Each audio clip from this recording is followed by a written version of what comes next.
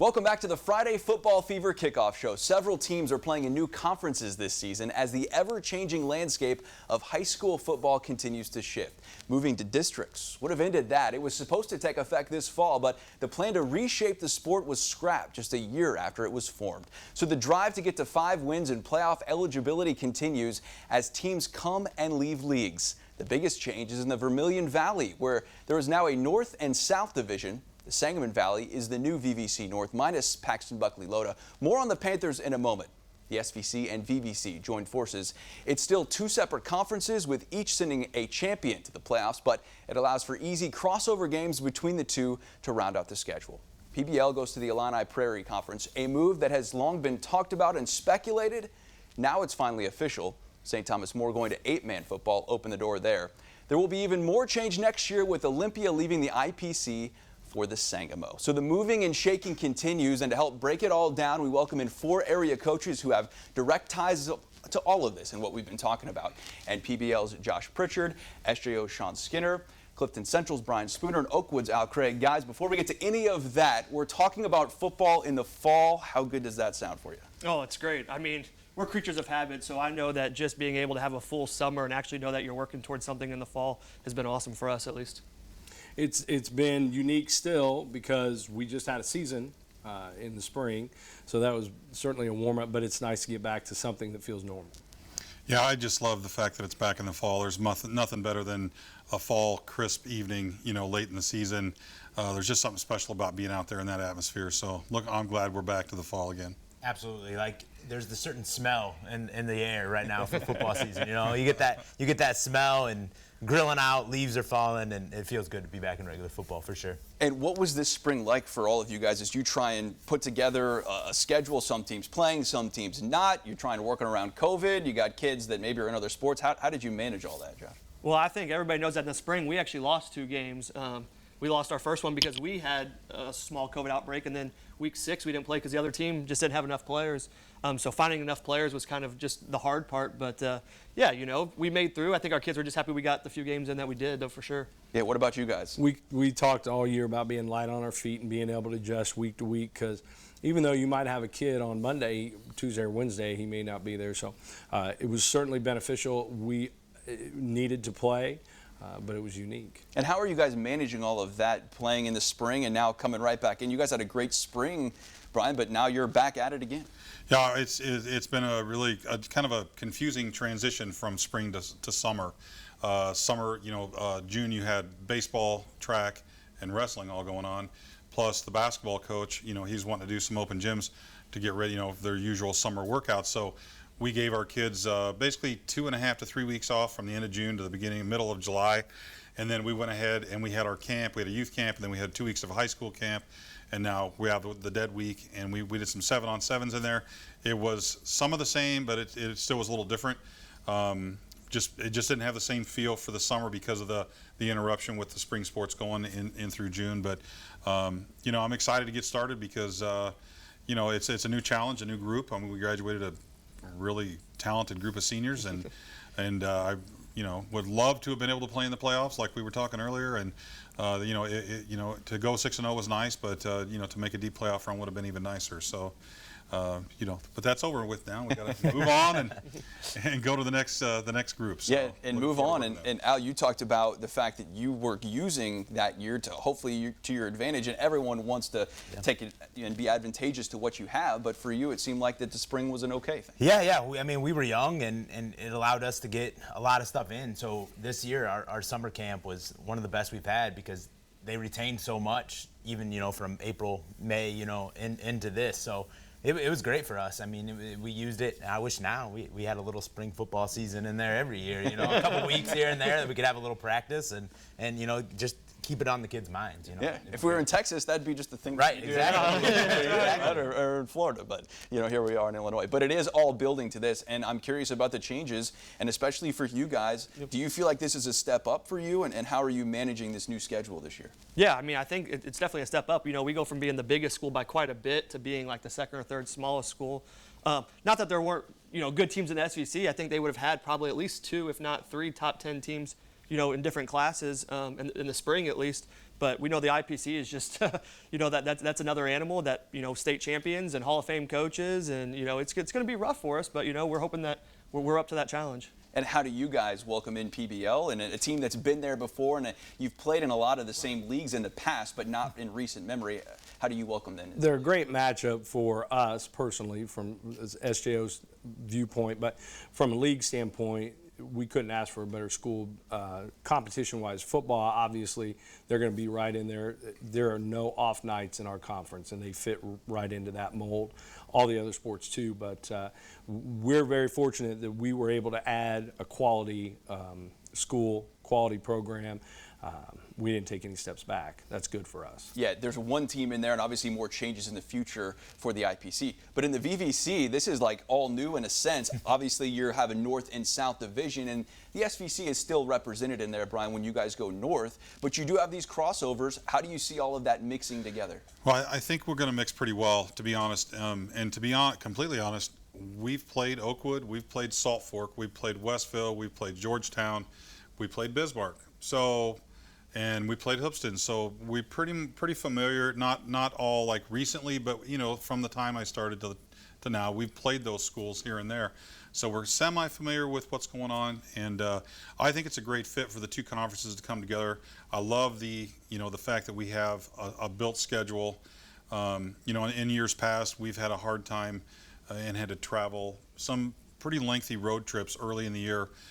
Just to fill our schedule. And I know it doesn't always make the parents happy. I personally don't mind it, but I know some of our parents, those Friday night games 2 hours away aren't exactly fun. And, even going to St. Joe, is an hour and 15, hour and 30 from Clifton.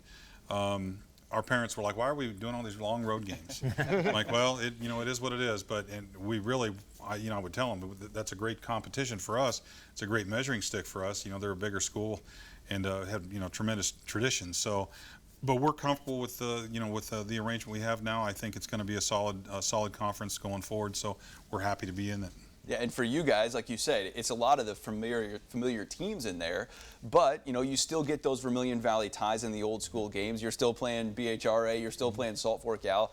Where do you see this fit going? Yeah, a lot of what Coach said. We were playing a lot of the schools already. In all my years at Oakwood, we've opened with Watsika every year. So that's nothing new for us. It just adds really good quality football teams that are our size. You don't have to go searching for a game and stuff like that. And and that helps a lot in the season. You know who you're playing. You don't have to worry about, well, I've never heard of this team that we have to travel to this week. I don't know what we're gonna get or what we're gonna expect. We've all been to each other's home fields. We know where to go, how to dress in the locker room, where to go in the locker room and stuff like that. It helps out a lot, and it's just that comfort. The comfort zone with us already playing each other, several times. So we're excited about it, I know, and I know we're looking forward to a good game with Clifton week 4. So yeah, and as we're going through the schedules here, it's fun to just kind of look at it and think, hey, this is going to feel normal. At least we hope, right? Yeah. Let's get to that point before at least we hope this is going to look normal.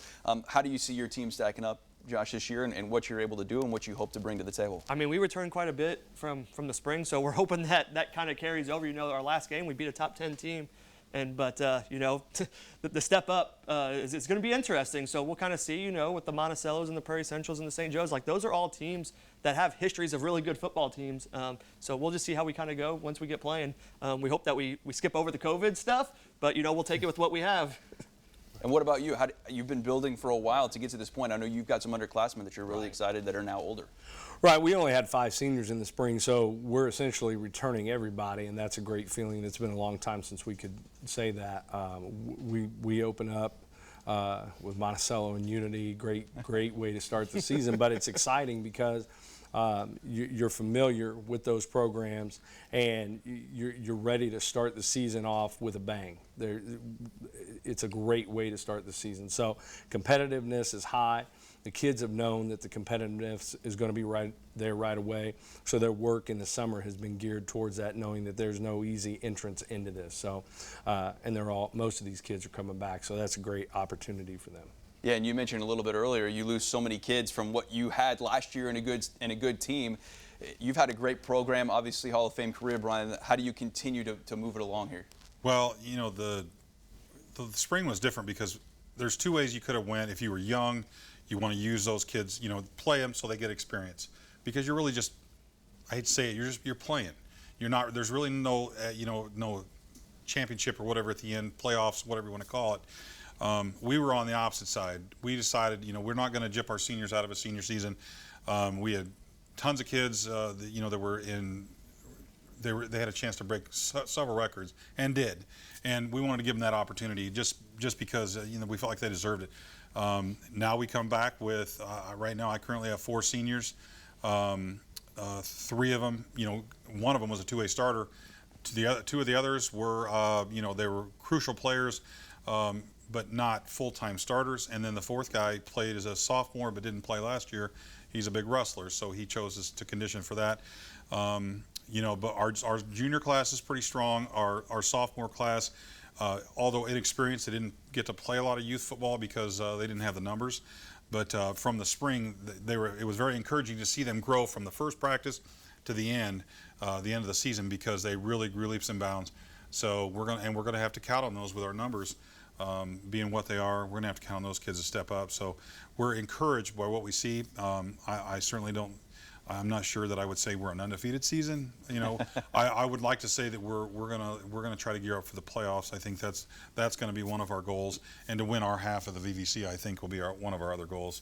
And I think that'll be very competitive, because there's some really, there's some of those teams come back with quite a bit. So it'll be a challenge. We'll coach our kids up, and we'll do the best we can, and we look forward to strapping it on again. Yeah, coming up here. Al, what do you like about your team? We were young in the spring, like I talked about earlier, and we return a lot.